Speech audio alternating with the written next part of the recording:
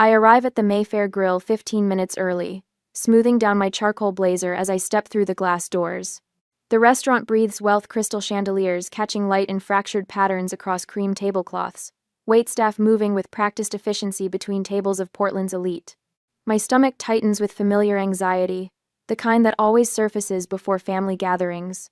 Reservation for Brooks, I tell the hostess, trying to project confidence I don't feel. She smiles professionally. Of course, Miss Brooks, your family is already seated. Right this way. Already seated? The dinner invitation clearly said 7 o'clock. I check my watch 6:45. They must have changed the time without telling me. Again. The hostess leads me past hushed conversations and polite laughter toward the back of the restaurant where my family occupies a large round table beneath a private chandelier. My sister Vanessa sits with her back to me, blonde hair falling in perfect waves. My parents, Martin and Ellen, flank her like royal attendants. Ryan, my brother, barely looks up from his phone when I approach. At the far end sits Margaret Hayden, my grandmother, her silver hair swept into an elegant knot, sharp blue eyes, missing nothing. She's the only one who notices me first, her gaze assessing but unreadable. Sorry I'm late, I say, reaching for the empty chair beside Ryan. The invitation, said 7. Sorry, Jamie, Vanessa interrupts, her voice carrying clearly over the ambient restaurant noise. This table's for the family, not the adopted one. The words land like a physical blow. Laughter ripples around the table. My father studies his wine glass. My mother adjusts her pearl necklace, lips pursed but silent. Ryan keeps scrolling, pretending not to hear. Only Margaret's expression changes a slight narrowing of those observant eyes. Heat floods my face as blood rushes to my cheeks. My heart hammers against my ribs so hard I'm certain everyone can see my blazer moving. Each breath becomes shallow, insufficient. Around us, neighboring tables quiet, eyes darting toward our table then away, pretending they haven't heard. I don't understand, I say, my voice barely audible even to myself. You all invited me here to celebrate Vanessa's business launch. Vanessa twirls her fork between manicured fingers. Did we? Must have been a courtesy invitation. You know, like when people say, we should get coffee sometime but never actually mean it. I can't process what's happening. After years of smaller slights, Christmas gifts that disappeared before New Year's, forgotten birthday dinners, last-minute vacation plan changes, this public humiliation feels calculated, deliberate. A memory surfaces. 7-year-old me, watching Vanessa unwrap her third Christmas present while I still held my only gift, a second-hand sketchpad. Mom's explanation echoing. Vanessa is our daughter, sweetie. It's different. I was invited here, I say, fighting to keep my voice steady, by all of you. A war rages inside me. Walk away now, preserve what's left of my dignity, or stay, prove I belong despite their cruelty. The designer in me notices details through the shock, the tightness at Margaret's mouth, the way her fingers tap against the tablecloth in what seems like disapproval. She hasn't joined their laughter. I think I've made a mistake coming here, I say finally, straightening my shoulders. Don't be so sensitive, Vanessa says, rolling her eyes. It was just a joke. Sit down. Something in her tone, the expectation of compliance, makes me hesitate. I've spent my life trying to earn their acceptance. Yet something shifts inside me as I take the seat beside Ryan, who finally glances up with the barest nod before returning to his screen. Dinner proceeds in a blur of expensive wine and elaborate courses. I pick at my food, contributing nothing to conversation. My family talks around me about Vanessa's new boutique, Ryan's latest girlfriend, an upcoming trip to Aspen. I'm invisible until the check arrives. The waiter approaches with a leather folder, which he places directly in front of me. Whenever you're ready, ma'am. I open it automatically, then freeze. $3,480. Vanessa leans forward, eyes gleaming. You said your design firm's doing great, right? Consider this your contribution to the family. 5 pairs of eyes fix on me, waiting. Testing. Even Ryan watches now, his phone forgotten. Only Margaret's gaze holds something different, calculation rather than mockery. My fingers tremble as I reach for my credit card. I can't afford this. The card will likely decline. 3 months of rent, gone in an evening where I wasn't even welcomed. But I refuse to give them the satisfaction of seeing me break. I need to use the restroom, I say, rising after signing the bill. In the bathroom, I grip the marble counter, watching my hands shake. The woman in the mirror looks composed, except for the flush across her cheekbones, the two bright eyes. 22 years of trying to earn my place in this family, and tonight they've made it undeniably clear. I never had one. The bathroom door opens. Margaret Hayden enters, her reflection appearing beside mine in the mirror. My dear, I saw what happened out there. I straighten, building walls against pity. Margaret has always been an enigma. Martin's mother, wealthy founder of Hayden Biotech, more observer than participant in family dynamics. We've barely exchanged more than pleasantries at holiday gatherings over the years. It's fine, I say automatically. I'm used to it. Margaret's blue eyes, so similar to my own, hold mine in the mirror. No one should be used to what I witnessed tonight. She reaches into her handbag, extracting a business card which she places on the counter between us. Come see me tomorrow at my office. There's something you deserve to know. I stare at the embossed card, Margaret Hayden, CEO, Hayden Biotech, my fingers hesitating before taking it. Why would you help me? I ask, suspicion warring with desperation. Because it's time someone did, she answers simply. 10 o'clock tomorrow. Don't be late. I arrive at Hayden Biotech headquarters at 9:45 the next morning. The gleaming glass tower pierces Portland's skyline like an accusation, reflecting clouds that threaten rain. My throat tightens as the elevator climbs to the executive floor, my reflection in polished doors looking more composed than I feel. The $3,480 charge from last night is still pending on my nearly maxed-out credit card. Margaret's executive assistant, a woman with silver-framed glasses and immaculate posture, greets me with professional warmth. Miss Brooks? Mrs. Hayden is expecting you. She leads me through double mahogany doors that open with barely a whisper. Margaret Hayden stands at a wall of windows, silhouetted against Portland's skyline. She turns as I enter, those penetrating blue eyes so unnervingly similar to mine assessing me with clinical precision. Jamie? Thank you for coming. She gestures toward a leather chair positioned before her desk. Please. I sit, back straight, hands folded in my lap. Years of navigating the Brooks family have taught me to armor myself with composure. Your card said 10 o'clock. I prefer being early. But a trait your biological parents shared. Margaret settles into her chair, leaning forward slightly. Especially your father. The words slice through my carefully maintained facade. My biological parents? Margaret slides a photograph across the polished desk surface. Two smiling faces look up at me, a bearded man with kind eyes and a woman with my exact jawline. They wear matching engineering jackets with Abbott Technologies logos. David and Sarah Chen, Margaret says. Brilliant engineers. And my dearest friends. You knew them? My voice sounds distant to my own ears, as if the words come from someone else. I recruited them personally from MIT. Margaret's fingers trace the edge of the photograph. They developed revolutionary medical imaging technology. Brilliant minds. We worked closely for nearly 8 years before the accident. Accident? A car crash. Black ice on the mountain highway. Margaret's voice remains even, but something in her eyes shifts. You were 6 years old.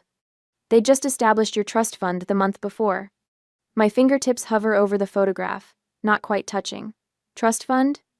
Margaret opens a drawer, extracting a thick folder which she places between us. $680,000, every penny they'd saved, plus their life insurance. Designated specifically for your care and education. The room tilts slightly. I never knew about any trust fund. Because it vanished within a year of your adoption. Margaret's voice hardens as she spreads documents across the desk. Financial statements, bank transfers, property deeds. Each page reveals another betrayal. Trust documents with my name, transfer authorizations signed by Martin Brooks, deposits into Brooks family holdings. I was 63 when they died, Margaret continues, too old to raise a child. But my son Martin had just married Ellen. They were starting a family with Vanessa. It seemed perfect. Her mouth twists. I arranged the adoption myself, and transferred the trust fund to Martin as your legal guardian. My eyes lock on transaction dates that correspond with family milestones I'd been excluded from. Private school tuition for Vanessa, college fund deposits for Ryan. A Bahamas vacation property purchased 3 months after my adoption. They used me for my inheritance? The question emerges as barely more than a whisper. While sending you to public school and hand-me-downs, Margaret's voice carries controlled fury. And later, community college on student loans. Margaret's voice. Memories cascade through my mind, reframing themselves with brutal clarity. The summer Ryan got a new car for his 16th birthday while I took the bus to my after-school job. Christmas mornings when Vanessa unwrapped designer clothes while I received discount store basics. College applications where Martin dismissed my dreams of attending art school as impractical, while paying full tuition for Ryan's business degree. Not just neglect, calculated theft. I force myself to breathe, to process. Why are you showing me this now, after all these years? Margaret leans back in her chair, studying me. Because lately, they've been trying to push me out of my own company. What do you mean? Martin has been working the board behind my back. Her fingers tap against the armrest. Spreading rumors I have dementia, that I'm making erratic decisions, that I should be removed for my own good and the company's protection. The parallel slams into me, the same family that stole my inheritance now attempting to seize Margaret's company. So that's what last night's dinner was really about. They needed to establish that you're losing your mental faculties, while demonstrating their loving family dynamic to contrast with my supposed decline. Margaret nods. Your public humiliation served their narrative perfectly. The realization makes me feel simultaneously more valuable and more used than ever before. Not just the family disappointment, an actual obstacle in their path to greater wealth.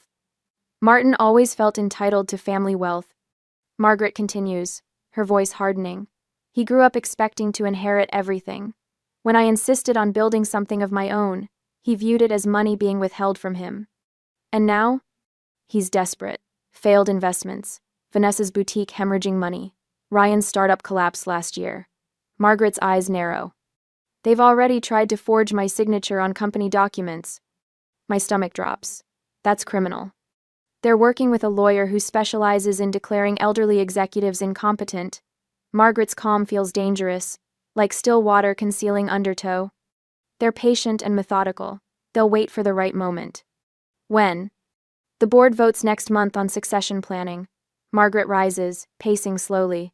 Martin has been cultivating certain board members for years. Ellen hosts their wives for luncheons. They send birthday gifts to their children. I watch her move, seeing calculation behind the apparent agitation. This woman built an empire through strategic thinking. Nothing about this conversation is accidental. Why would you help me after all this time? I ask finally. You could have told me about my parents years ago. Margaret stops, turning to face me fully. I made a terrible mistake in trusting you to my son. I believed his promise to raise you as his own. Regret flashes across her features. When I realized what was happening, you were already grown. What good would it do to tell you then? She moves to a small bar, pouring 2 glasses of water. But now, they think they can erase us both. Let's make sure they regret that. The shift in language us both rings through me. For the first time in my life, someone with actual power stands aligned with me against the Brooks family.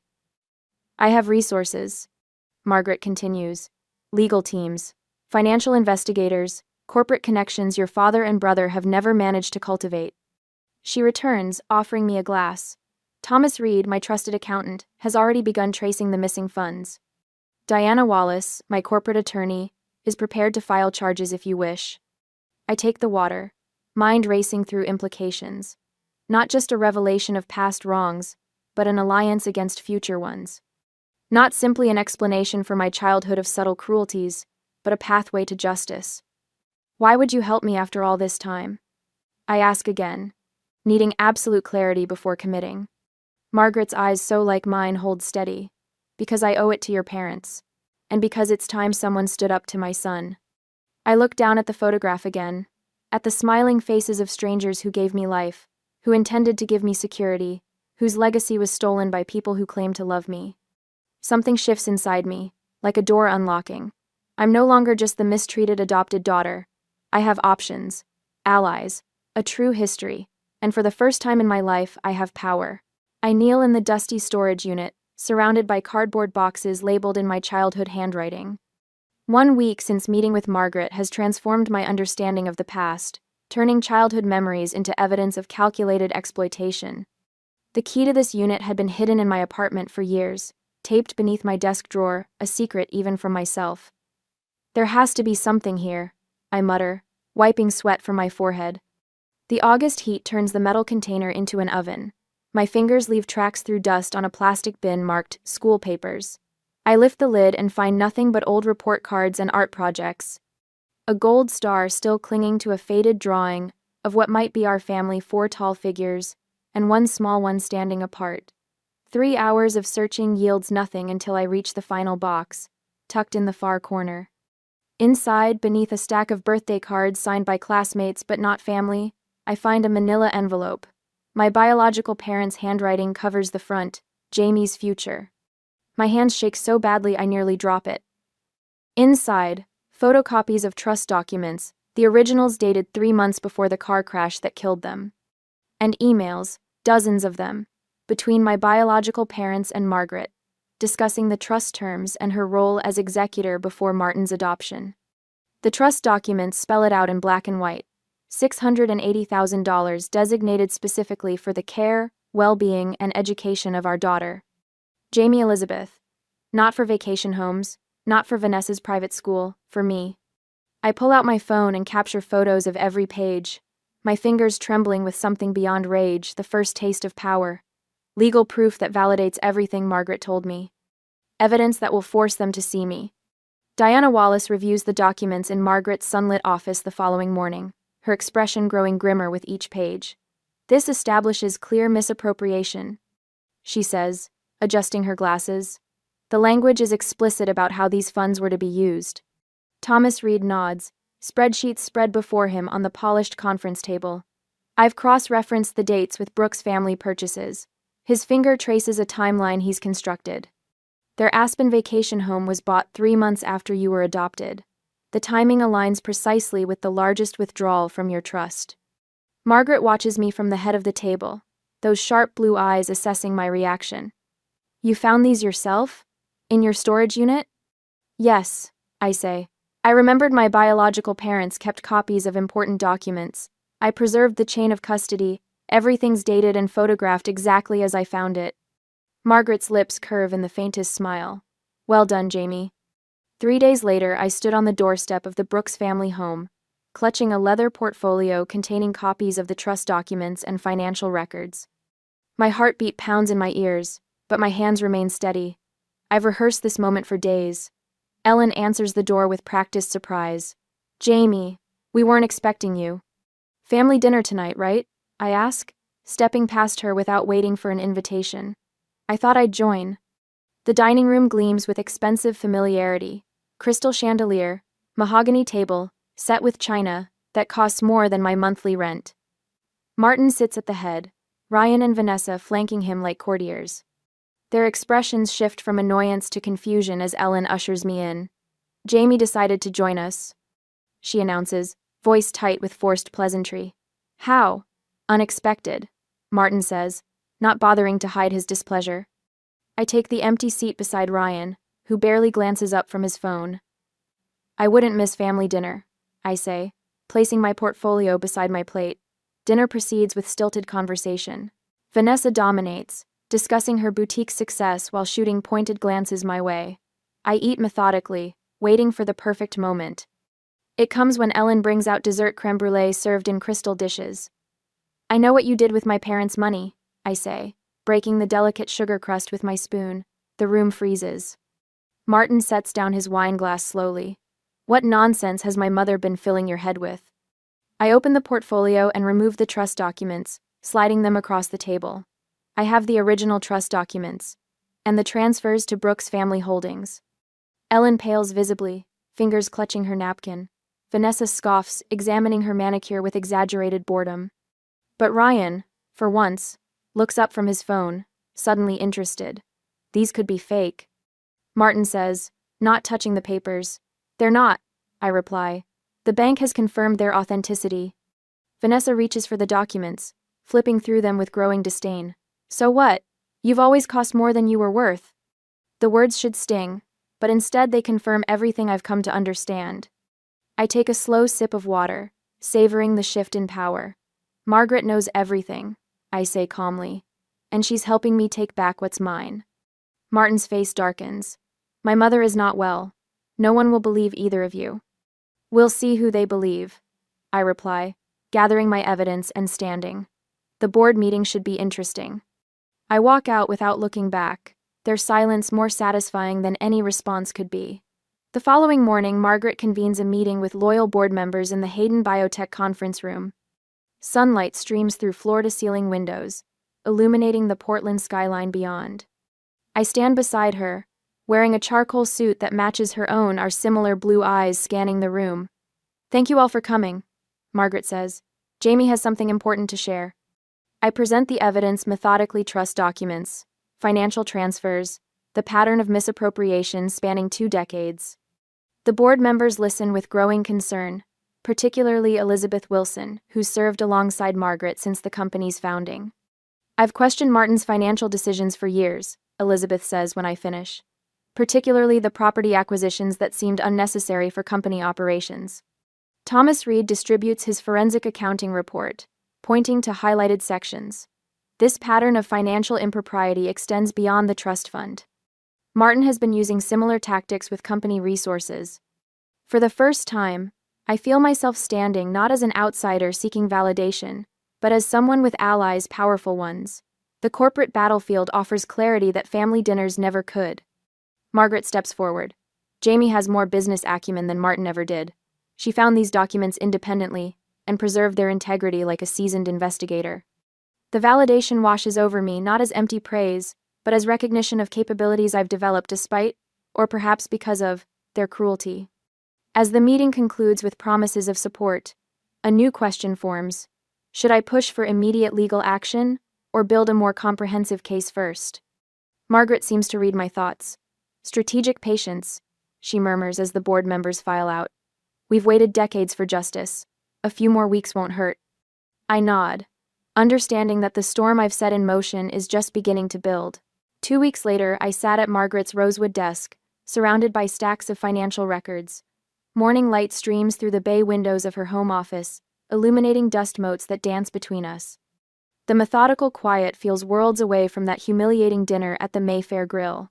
We need to think like they do, calculating and patient.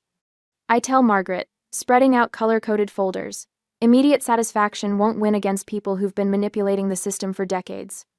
Margaret nods, blue eyes sharp despite her 79 years. "You're exactly right, Jamie. Martin has always played the long game. He's been positioning himself for my retirement since he turned 40. I've spent the past 14 days studying Hayden Biotech's corporate bylaws until my eyes burned, highlighting succession protocols and board voting requirements. The designer in me appreciates the elegant structure of corporate governance, rules built upon rules, each serving a specific purpose." Diana Wallace, Margaret's trusted attorney, taps her pen against a legal pad. "We're developing 3 parallel strategies. First, documenting the trust fund misappropriation for potential criminal charges. Second, gathering evidence of Martin's questionable decisions as COO.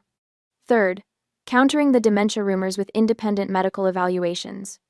"The timing is critical," Reed adds, his accountant's precision evident in every word. "We need everything in place before the board meeting next month." The person I was at that restaurant table, humiliated and blindsided, feels like someone I barely recognize now. That Jamie paid a $3,480 dinner bill out of shock and shame. This Jamie plots a meticulous course toward justice, toward something that finally feels like control. Margaret slides a folder toward me. "These are my notes on each board member, their voting history, business relationships, vulnerabilities." Elizabeth Wilson and James Peterson have always been skeptical of Martin's leadership style. They could be our strongest allies. I scan the pages, absorbing details about people I've never met, who now hold pieces of my future in their hands. And our biggest opponents? Gerald Hamilton and Patricia Davis. Both golf with Martin regularly and have investment ties to his side projects. The magnitude of what we're attempting settles over me. This isn't just about a stolen trust fund anymore. It's about wresting control of a multi-million-dollar company from people willing to declare their own mother mentally incompetent. Later that afternoon, Reed and I hunker down in Margaret's library, surrounded by years of company financial records. The mahogany shelves tower around us, filled with leather-bound classics Margaret has collected over decades. We work in companionable silence, interrupted only by occasional observations. "Look at this." Reed says, pointing to a spreadsheet. 4 acquisitions of small research firms in the past 3 years, all formerly owned by Martin's college roommates from Stanford. I lean over his shoulder, studying the numbers, and all purchased at significantly above market value. Exactly. Reed's finger traces down columns of figures. The board approved each one based on Martin's recommendation, without independent valuation. As independent valuation. While Reed continues his analysis, I examine offshore banking documents, tracing a complicated web of transfers. Ellen's brother Thomas appears on the paperwork for accounts in the Cayman Islands. 3 deposits match exactly to funds withdrawn from company research grants. We work through dinner, building comprehensive dossiers on each questionable transaction. Margaret's PR team provides updates on their counter-strategy against the dementia rumors, arranging interviews with financial publications where Margaret demonstrates her sharp business acumen. Diana joins us later, spreading legal documents across an antique coffee table. We're preparing both criminal and civil complaints, she explains. But we won't file anything until we have the complete picture. This isn't about one victory, it's about systematic dismantling of their position. The library grows darker as evening approaches. Margaret orders food, and we eat absently, focused on our tasks. The comprehensive approach feels right, methodical rather than emotional, strategic rather than reactive. 2 days later, I'm walking to my car after meeting Reed at a downtown coffee shop when I noticed a black sedan parked across the street and a man with a telephoto lens pointed directly at me. My stomach drops as the camera clicks rapidly. That night, I return to my apartment to find the door slightly ajar. Everything looks untouched at first glance, but my designer's eye for detail notices subtle differences, papers on my desk rearranged, laptop positioned at a different angle, file cabinet drawer not fully closed. Nothing appears to be missing, but the message is clear. They're watching. They're searching. They know we're building a case. I called Margaret immediately. They broke into my apartment. Nothing taken, but they went through my papers. Her voice remains steady. Move everything important to the secure storage facility. Reed arranged. Then come stay at my house. It's time to accelerate our timeline. Instead of fear, I feel a strange surge of validation. If they're scared enough to break the law, we're on the right track. Indeed, Margaret replies. Now we adapt. Reed will arrange counter-surveillance starting tomorrow. I look around my violated apartment, at the subtle evidence of their desperation, and smile for the first time in days. They wouldn't be taking such risks if they weren't afraid of what we've found. A day before the board meeting, I arranged the manila folders in a perfect row across Margaret's mahogany conference table, each one labeled with a board member's name. Inside each folder rests the same devastating evidence: trust documents, bank transfers, corporate memos, all meticulously organized to tell the story of systematic exploitation. Everything's in place, I say, looking up at Margaret. Legal briefs are filed but sealed. Diana has the whistleblower paperwork ready for Alan. Margaret nods, her silver hair catching the afternoon light streaming through the floor-to-ceiling windows of her corner office. The independent medical evaluation came back yesterday. Perfect cognitive scores across all assessments. Reed enters, his normally composed demeanor showing rare excitement. I've secured protection for Alan Thompson. As head accountant for 15 years, his testimony about the transfer patterns will be unimpeachable. I run my fingertips along the edge of one folder, a habit from my design work when checking paper stock quality. This feels different than confronting them at dinner. More consequential. It is, Margaret says, her voice steady. You challenged them at dinner. Now we're dismantling their entire plan. Diana Wallace appears in the doorway, legal briefcase in hand. The sealed court documents are filed. One call from me activates everything. I've spent weeks learning the complexities of corporate governance, succession planning, whistleblower statutes, all while maintaining my design business. Margaret has coached me through board politics, identifying allies and potential opponents. We've built something far more potent than emotional confrontation, a comprehensive legal and corporate strategy. The PR team is ready too, Reed adds. They've prepared responses for every attack we anticipate from the family. I study the spreadsheet on my tablet, a detailed timeline of evidence collection and strategic positioning. Each completed task gives me a deeper sense of readiness, of growing into something beyond the woman who stood shocked at that restaurant table. Tomorrow the board members get their briefing packets, I say, checking off another item. By Friday, we'll have 7 of the 11 members confidentially informed. Margaret squares a folder with precise movements. We're not claiming victory yet, we're simply ready. My phone buzzes with a news alert. The headline flashes across my screen. Billionaire founder struggles with mental decline, family concerned. I thrust the phone toward Margaret. They've gone public. Within minutes, our phones light up with notifications. Reed's computer pings with email alerts. Diana steps out to take a call, her face grim. Martin moved faster than anticipated, Margaret says, scanning the article. He's quoted extensively about my concerning lapses in judgment and their heartbreaking decision to intervene for the company's protection. Reed turns his laptop to show us Vanessa's Instagram post, a staged photo of her holding Margaret's framed photograph, caption reading, "Family comes first." Sometimes loving someone means protecting them from themselves. Elder care. Family duty. They're positioning themselves as concerned caretakers, Diana says, returning. And you, Jamie, as... She hesitates. As what? I ask. A manipulative outsider exploiting an elderly woman's confusion for financial gain, she reads from her phone. My stomach drops. They're attacking me too. Reed nods grimly. It's smart. They need to discredit both of you simultaneously. My phone rings, my largest client. After a brief conversation, my hand trembles as I set it down. They're pulling their contract. Said they can't be associated with the controversy. 3 more similar calls follow over the next hour. My design firm, built from nothing, through student loans and sleepless nights, is collapsing under the weight of accusations. I stand at the window, staring down at the city streets 20 floors below. Maybe this was a mistake. I'm losing everything I've built. For what? Justice against people who've never cared about me? Margaret joins me at the window, her reflection appearing beside mine in the glass. You've spent your life surviving their cruelty. Now you're going to fight, and I'll fight beside you. Something in her voice, the unwavering certainty, steadies me. I turn from the window. You're right. We adjust the strategy to include public relations. We fight back. The next morning, I arrived at Margaret's office before dawn. Diana and Reed join us an hour later, carrying fresh evidence and updated legal filings. All evidence is secured off-site. Reed confirms. Martin can't access or tamper with anything. The financial case is airtight, he adds, closing his leather portfolio with finality. Diana nods in agreement. The legal team is standing by. Everything is in place. Margaret rises from her chair, standing straighter than I've seen in weeks. We have everything we need now. I check my watch, 7:30 a.m. The emergency board meeting is at 9. That gives us 90 minutes for final preparations. Reed's phone buzzes.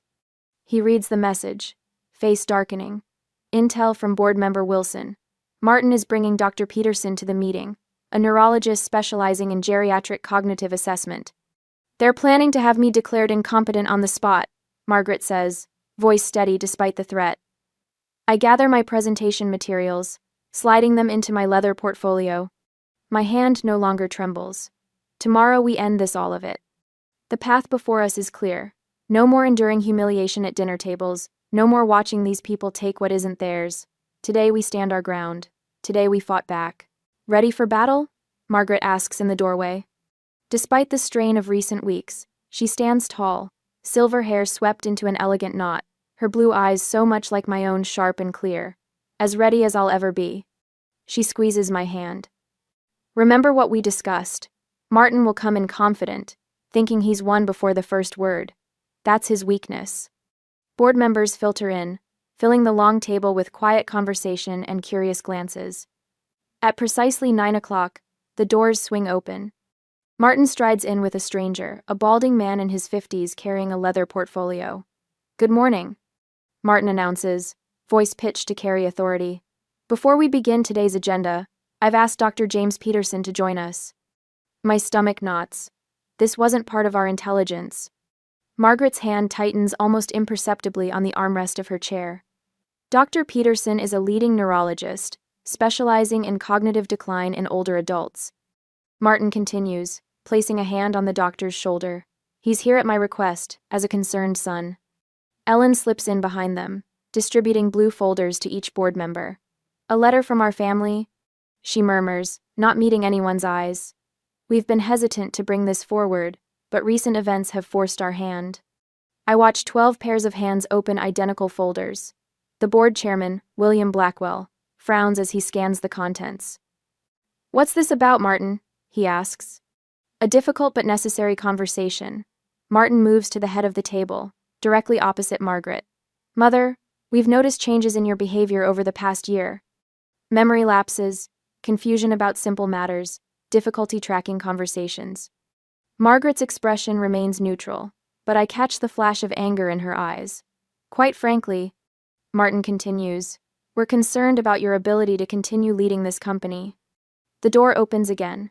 Vanessa enters, eyes red-rimmed, clutching a tissue. She takes a seat beside her father, her performance of the grieving granddaughter already in full swing. "It breaks my heart seeing grandmother struggle," she says, voice quavering perfectly. "Last week, she couldn't remember my birthday. The week before, she got lost driving to the house she's lived in for 40 years. Lies. All lies." I grip my pen so tightly it threatens to snap. Ryan follows, laptop in hand. "Board members, I've compiled some video evidence you should see before making any decisions today." The lights dim. On the projection screen, carefully edited clips show Margaret looking confused at various company functions. A moment where she pauses before answering a question. Another where she searches for a name. All normal human moments, stripped of context and stitched together to create the illusion of decline. Dr. Peterson has reviewed these recordings, Martin says when the lights come back up, along with our family's observations. The neurologist clears his throat. "Without a full examination, I can only offer preliminary observations. However, these videos display several concerning indicators consistent with early-stage cognitive impairment." I steal a glance at the board. Several members exchange worried looks. Elizabeth Wilson, Margaret's longtime ally, studies her folded hands. I can almost see the momentum shifting away from us. "I move that we hold an immediate vote of no confidence," Martin announces. "For the protection of this company and my mother's legacy, we need to act now, before any lasting damage is done." Chairman Blackwell looks troubled. "This is quite sudden, Martin. Perhaps we should—" "With respect, William, the evidence is clear. My mother needs help, not more responsibility. We can vote today, or wait until a public mistake forces our hand. I know which I prefer." The room grows heavy with tension. This is happening too fast. I catch Margaret's eye and she gives me the slightest nod. I rise to my feet. "Mr. Chairman, before this vote takes place, I'd like to address the board." Martin's face tightens. "This is a board matter, Jamie. You have no standing here." "Actually, she does," Margaret says calmly, "as my invited guest and a stakeholder in Hayden Biotech's future." Chairman Blackwell nods. "We'll hear from Miss Brooks." I move to the front of the room, my heart thundering against my ribs. "Everything we've prepared for comes down to this moment. Before you vote, you should know what this family did to me and what they're trying to do to Margaret Hayden." I pull up my own presentation. The first slide shows trust documents dated 22 years ago. When I was 6 years old, my parents died in a car accident. They left behind a trust fund of $680,000 for my care and education. Margaret Hayden, their friend and colleague, arranged for her son Martin to adopt me. Martin stands. "This is irrelevant to today's."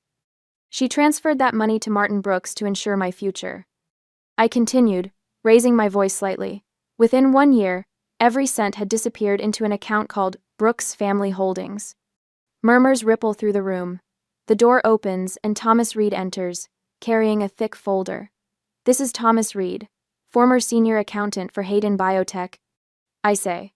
"Mr. Reed has prepared a forensic analysis of both my trust fund theft and, more relevantly, Martin Brooks' financial decisions as COO." Reed distributes his reports to stunned board members.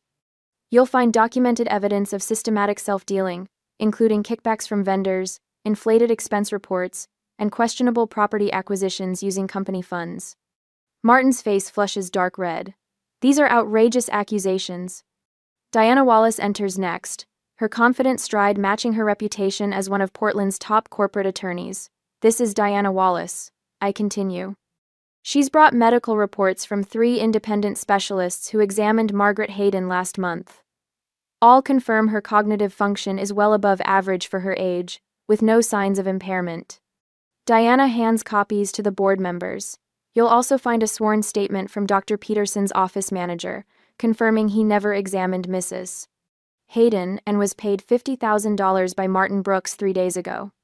The neurologist pales, gathering his materials. I should go. Stay right there, Chairman Blackwell orders, his voice steel. The doors open one final time. An older man in a rumpled suit enters carrying a small hard drive. This is Alan Reed, retired company accountant. He maintained backup records of all financial transactions during his tenure, including those Martin attempted to delete from company servers. Ascays. The boardroom erupts in shocked conversations. Martin pounds the table. These are fabrications. She's manipulating all of you with lies and forged documents. Vanessa jumps to her feet, mascara streaking down her cheeks. She's not even real family. She's just some stray they pitied. The outburst echoes in the sudden silence. Board members stare at Vanessa, several reaching for their phones, recording. The careful, concerned family narrative collapses in an instant. The videos, Elizabeth Wilson says suddenly. Ryan, you edited those clips of Margaret, didn't you? Ryan's eyes darted nervously toward his father. I just, put together moments that showed what we were concerned about. So you manipulated video evidence to mislead this board? Blackwell asks. Not manipulated, just highlighted the important parts, Ryan stammers. I take a deep breath. They also tried to forge Margaret's signature on company documents. 3 weeks ago, they attempted to transfer control of Margaret's voting shares to Martin. Diana Wallace produces a thick report. This is a forensic handwriting analysis confirming the forgery. We've already filed this evidence with the district attorney's office. Martin's face has gone from red to ashen. This is all a misunderstanding. We were only trying to protect. Enough. Chairman Blackwell's voice cuts through the chaos. This meeting is adjourned. No votes will be taken today. He turns to the company counsel sitting at the far end of the table. Judge Morrison, given the serious nature of these allegations, I believe we need a formal investigation before proceeding further. The judge nods gravely. I concur, and I suggest we secure all company records immediately. As security escorts Martin, Ellen, Vanessa, and Ryan from the boardroom, Margaret catches my eye. For the first time in weeks, she smiles a smile of fierce, vindicating pride. The battle isn't over, but the tide has turned irrevocably in our favor. I stand at the polished podium, facing the semicircle of board members seated behind the mahogany conference table. 1 month has passed since Ryan's accidental confession about the edited videos, 1 month of final preparations for this formal hearing. The boardroom of Hayden Biotech stretches before me, floor-to-ceiling windows framing Portland's skyline. Every seat is filled board members, legal counsel, witnesses. Margaret sits to my right, ramrod straight despite her 79 years, those sharp blue eyes fixed on her son.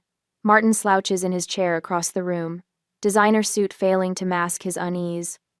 Ellen perches beside him, fingers constantly adjusting her pearl necklace. Vanessa glares openly, arms crossed over her chest. Ryan stares at the floor, already defeated. Judge Morrison, attending as company counsel, calls the hearing to order. This board has convened to address serious allegations against current COO Martin Brooks and to determine appropriate actions regarding company leadership. I take a slow breath, centering myself. The moment I've prepared for has arrived. Miss Brooks, please present your evidence, Judge Morrison says, nodding toward me. The projector illuminates behind me as I begin. My voice emerges stronger than I expected. Board members, what I'm about to share reveals a pattern of deception spanning decades. I click to the first slide, my parents' original trust documents. When I was 6 years old, my biological parents died in a car accident. They left behind a trust fund of $680,000 for my care and education. Martin shifts in his seat. This has nothing to do with company business. It establishes a pattern, Mr. Brooks, Judge Morrison replies. Continue, Miss Brooks. I advance through the meticulously prepared slides.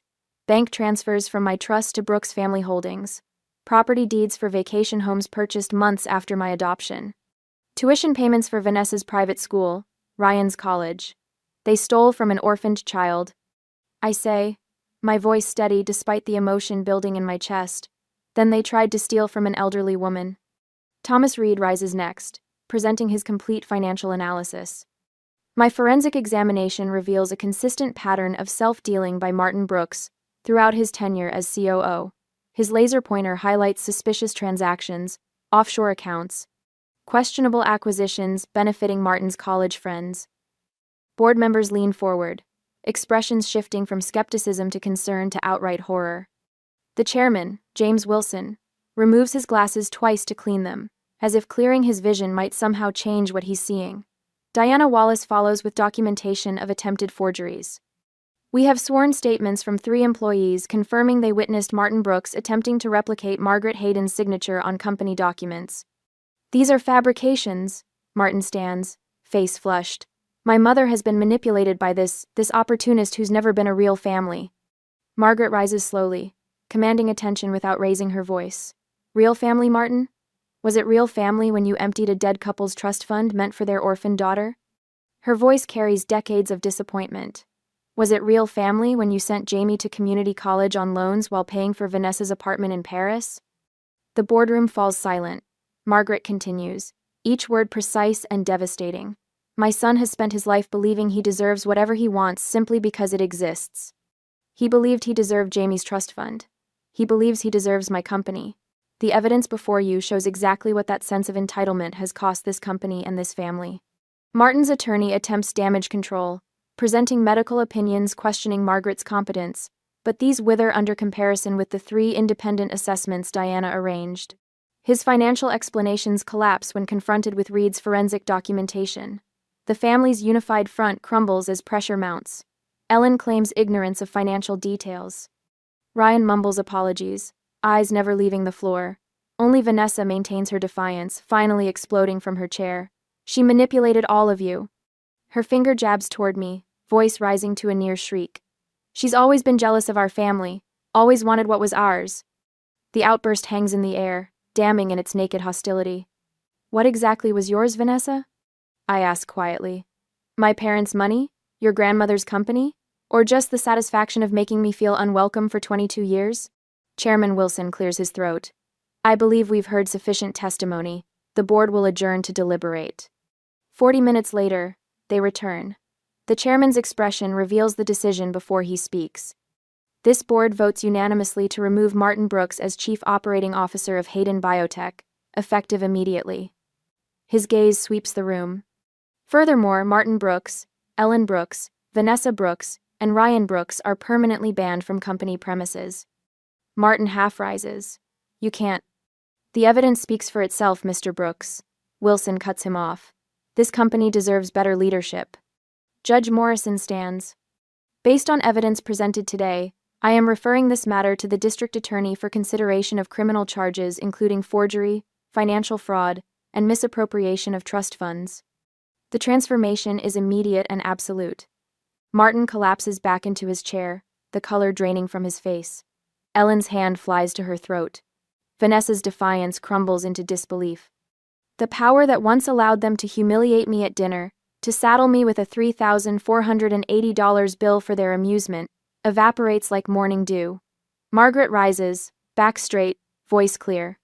As founder and majority shareholder of Hayden Biotech, I formally announce my chosen successor for company leadership. She turns to me, extending her hand. Jamie Brooks has demonstrated not only the business acumen this company requires, but the integrity it deserves. The board members nod in approval. People who once might have dismissed me just as my family did, now look at me with respect, bordering on admiration.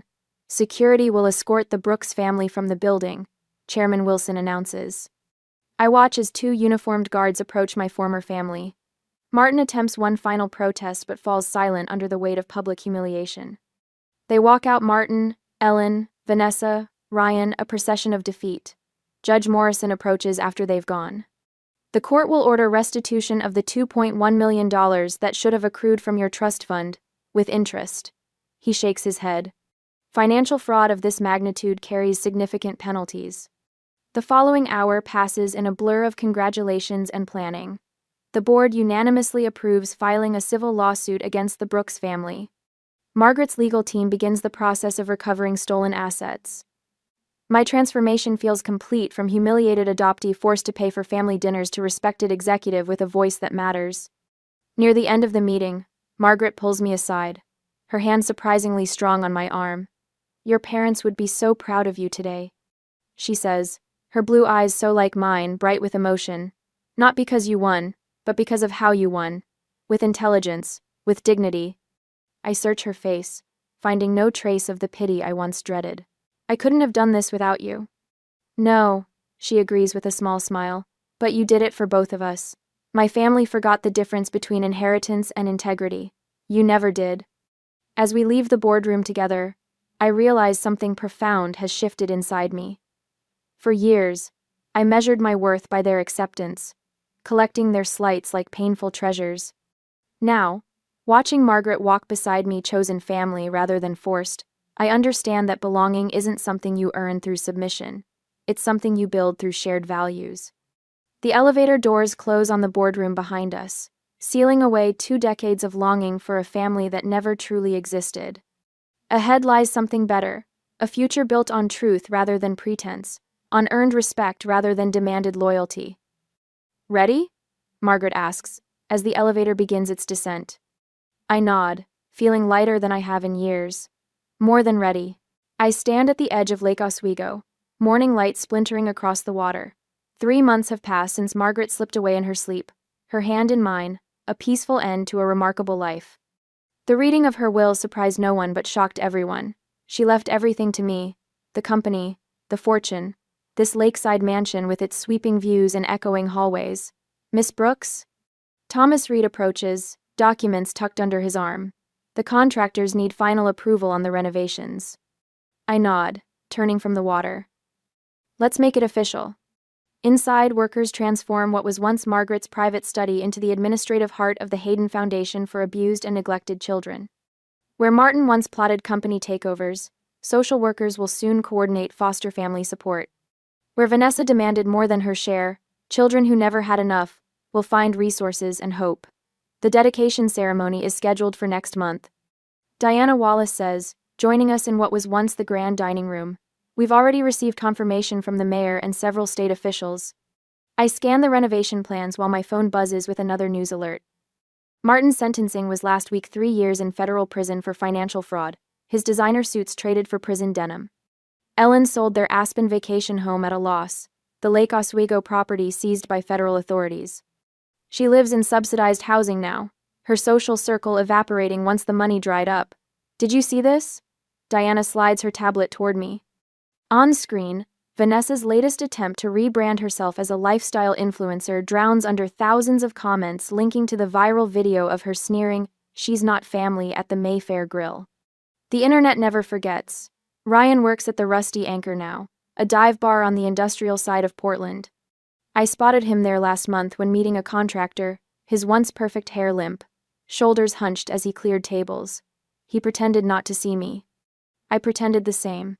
The quarterly reports came in? Thomas says, changing subjects. Profits up 18% since the leadership transition. Employee satisfaction scores at record levels. I accept the folder with a smile. Let's review them after the foundation meeting. 1 year passes like water through fingers. The calendar in my office marks 12 months since Margaret's passing with a small silver star. I run my fingers over it, remembering the woman who changed everything. The Jamie who walked into the Mayfair Grill last year no longer exists. That woman doubted her every decision, hunched her shoulders against inevitable rejection, craved approval from people who never intended to give it. The woman who runs Hayden Biotech now walks with purpose through research labs and board meetings, mentoring young executives with the same steady hand Margaret once offered me. The Montreal team developed something remarkable, I tell the board, clicking through presentation slides with confidence that once would have been impossible. Their sustainable pharmaceutical packaging will reduce plastic waste by 70% while cutting production costs. The board members, several new faces I personally recruited, nod with approval. No one questions my authority. No one reminds me I don't belong. Your leadership style is transforming this company, Elizabeth Wilson tells me after the meeting. The toxic competition under Martin has been replaced with actual innovation. I smile. People accomplish more when they aren't afraid of being undermined. That evening, my assistant handed me a letter that arrived with no return address. I recognized Ryan's handwriting immediately. You won, Jamie. Guess you were the only real one among us. I place it in my desk drawer without responding. His validation no longer matters. Sunlight streams through floor-to-ceiling windows as I stand at the podium, hundreds of faces turned toward me. The newly completed Hayden Children's Center gleams with promise, a modern building with warm touches that make it feel like home. I spent years begging for a family that never wanted me, I say, my voice clear through the microphone. Turns out, I didn't need their approval, just my own peace. Behind me, Margaret's portrait watches over the proceedings, sunlight catching the engraved plaque beneath it. Family is built through love, not obligation. The crowd includes former board members, employees, community leaders, people who witnessed my transformation from outsider to leader. Not present are the faces that once defined my understanding of family. When the ceremony concludes, I walk to the lake's edge. From my pocket, I withdrew a check for exactly $680,000, the amount stolen from my trust fund so many years ago. The company's attorneys recovered it with interest during the legal proceedings. I tear it into pieces, watching fragments catch the breeze. I used to dream they'd say sorry, I tell Diana, who stands quietly beside me. Now I just hope they find whatever emptiness made them cruel. We watch ripples spread across the water, circles widening until they disappear into the greater whole. Behind us, the Foundation's staff prepares for tomorrow's first intake of children, while across town, Hayden biotech researchers develop treatments that will help thousands. Margaret would be proud. Diana.